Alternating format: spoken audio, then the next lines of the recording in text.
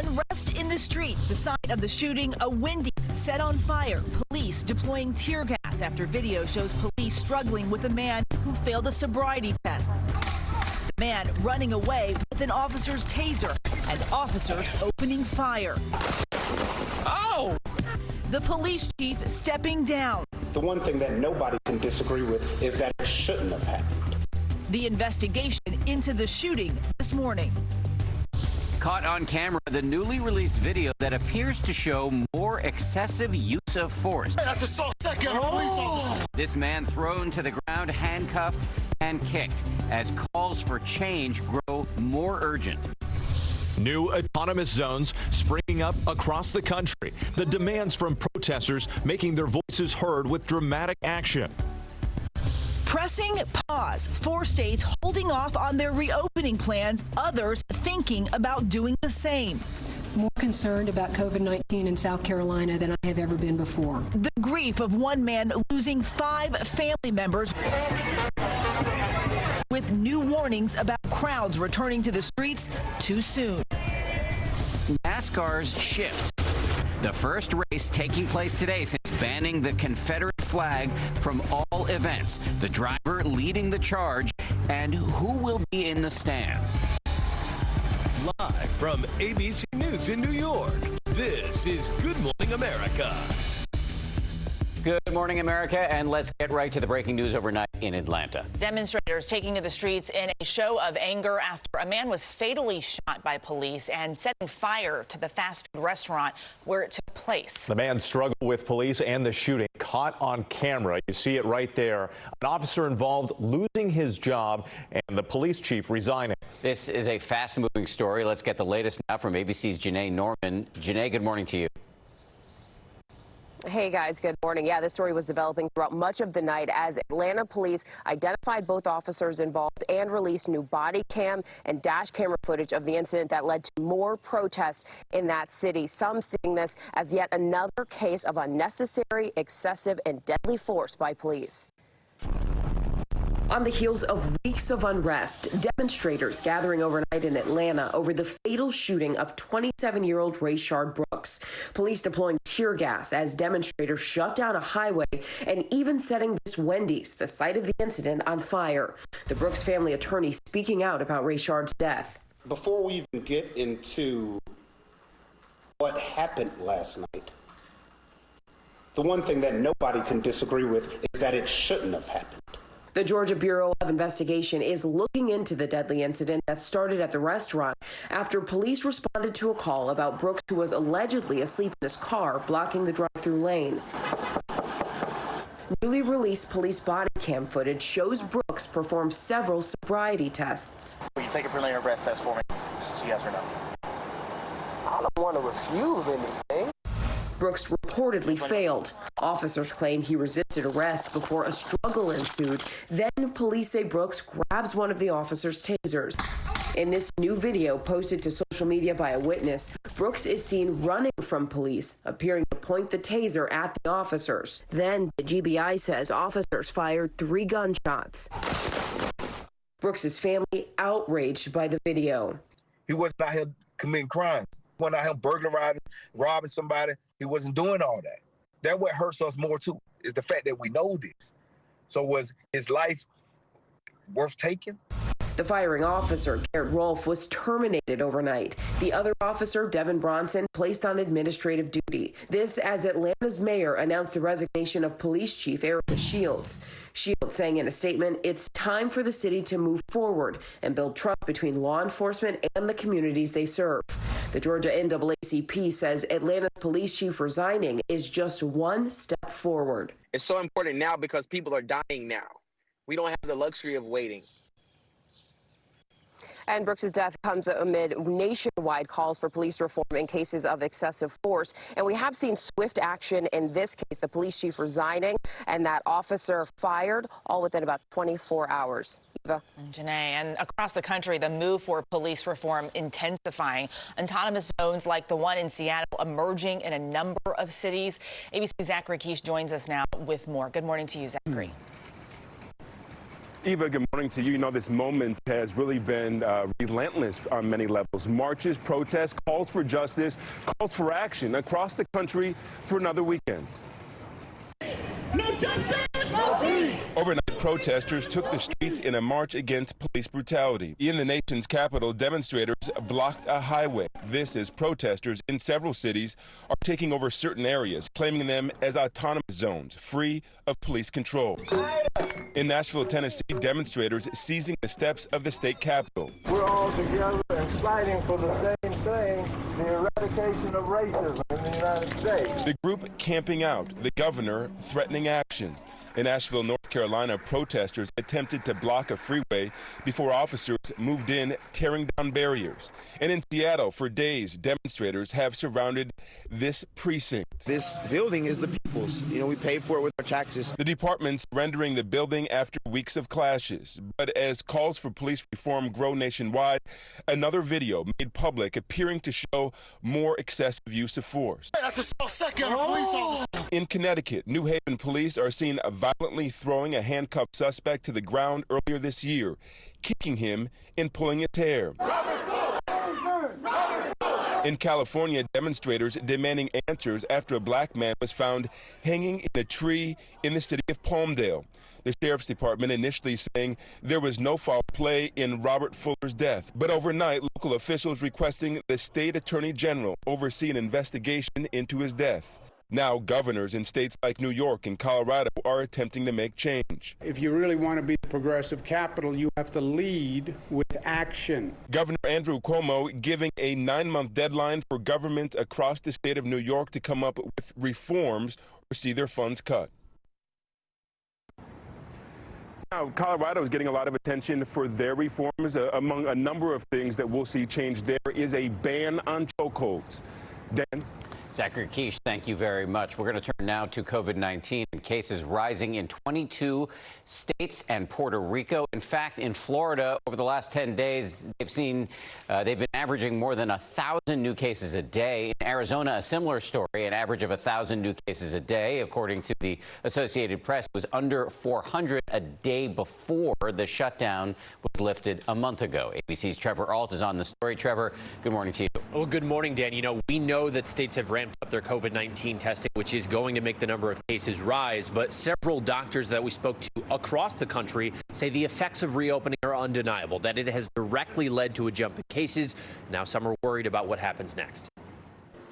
With cases of COVID-19 rising in 22 states and Puerto Rico, Utah, Oregon, Nashville, Tennessee, and Tucson, Arizona have hit pause on reopening, and officials in several other locations say they may have to do the same. I am more concerned about COVID-19 in South Carolina than I have ever been before. South Carolina set a record for new cases on Friday, then tied that record on Saturday. While in Florida, as Miami beaches reopen for their first weekend back, the state has logged record daily case totals 3 days in a row, with a 35% spike between Friday and Saturday. In Texas, Catherine Boswell and Samantha Garcia protested in Dallas wearing masks, gloves, and eye protection, but they both tested positive anyway. You could just think you have allergies because you're going outside, but you could be spreading a virus. And that's my biggest thing is it's like we have to still take care of each other. Both women are 25, part of a trend doctors have noticed in Texas. The average age of patients is dropping and summer is not helping. One thing that I had hoped for, as I think many did, was that the warmer weather was going to slow down the virus, and that clearly does not seem to be the case. College athletes returning to campus at more than a dozen schools have now tested positive, including 10 at the University of Iowa, and the University of Houston has suspended voluntary workouts after 6 of their athletes tested positive too.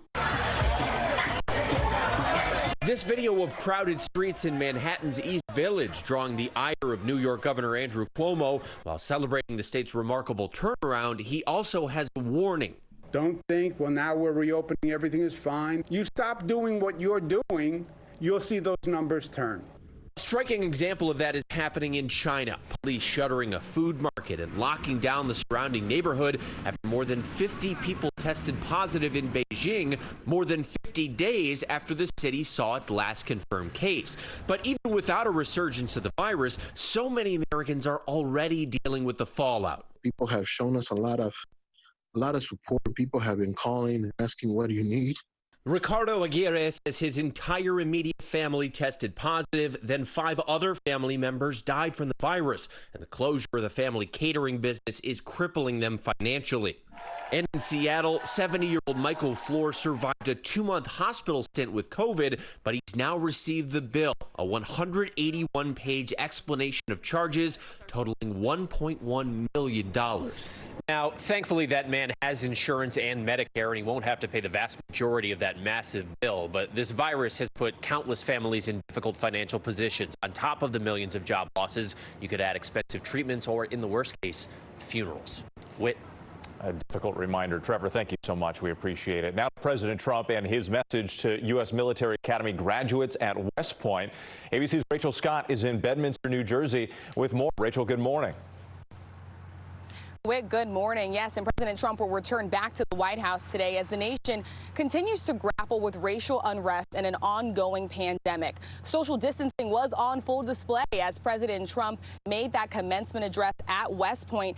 And while he praised the National Guard for ensuring safety on American streets, his response to the protests have caused tension with some of the nation's most respected military officials. Some speaking out against the president's photo op at St. John's Church, where peaceful protesters were forcibly removed. That show of force prompting outrage. And now we are learning more about the moments leading up to the president's visit. The Secret Service now revealing that one of its officers did use pepper spray to secure the area, walking back earlier denials.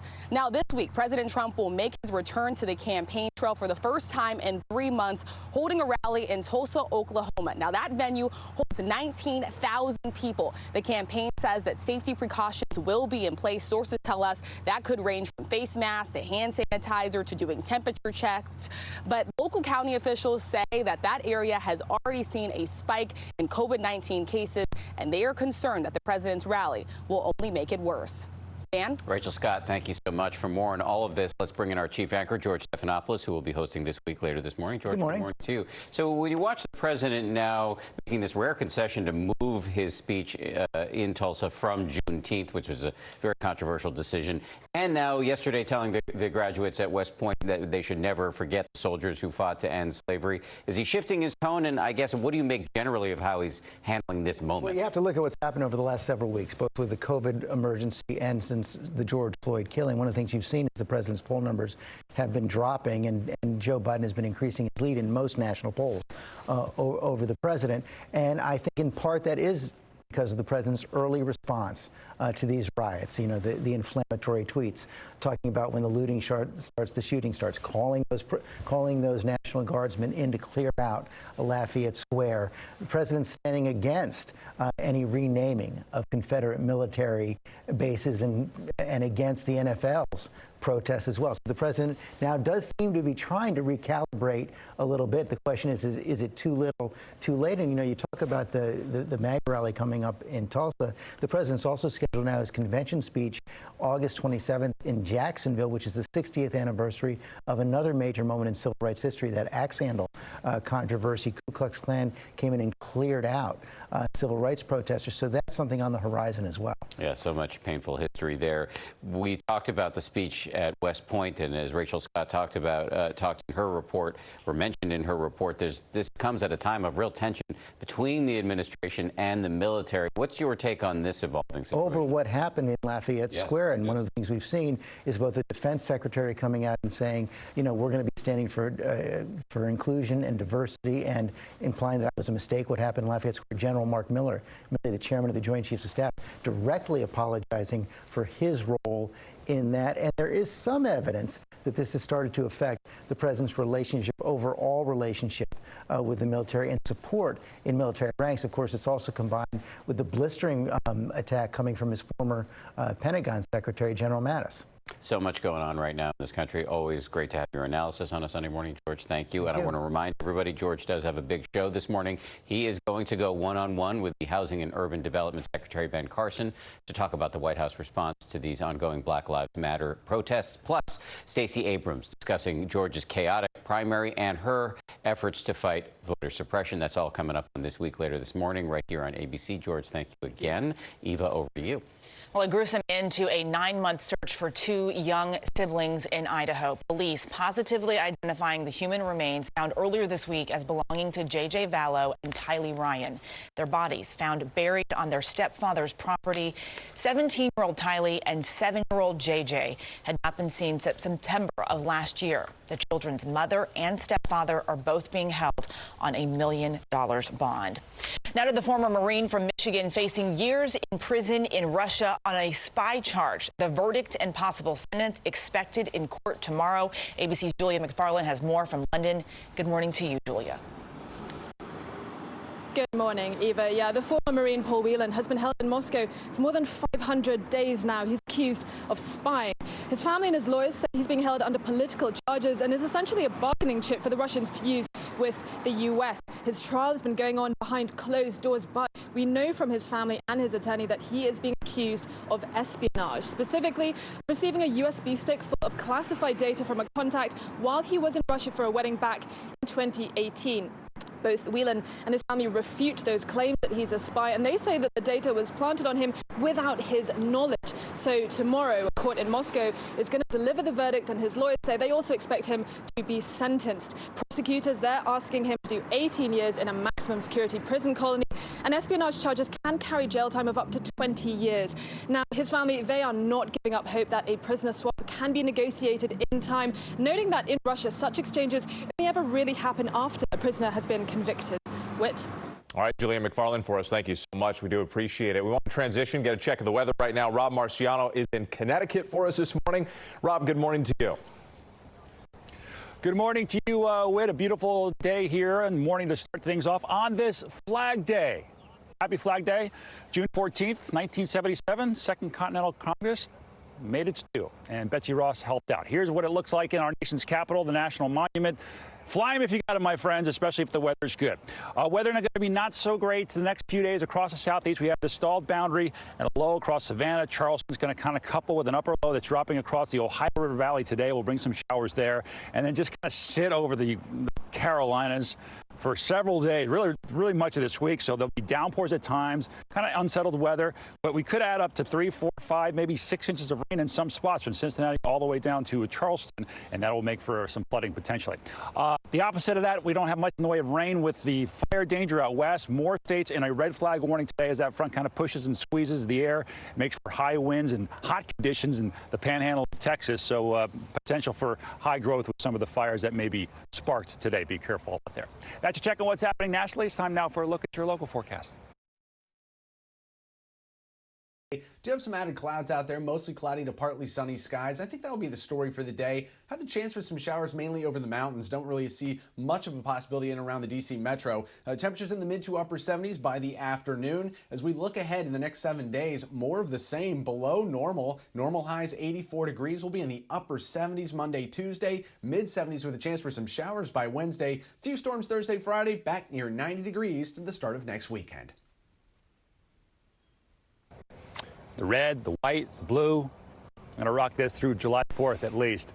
Beautiful blue skies here in the Northeast, guys. Hope you get to enjoy it later on this afternoon. Back over to you. We love a patriotic ascot. That's right. Better than that. His collection is growing by the day, too. I think he just wears the same one and turns it inside out. That's right. Yeah, pretty much. Robert, thank you very much. Rob invoked history and talking about Flag Day.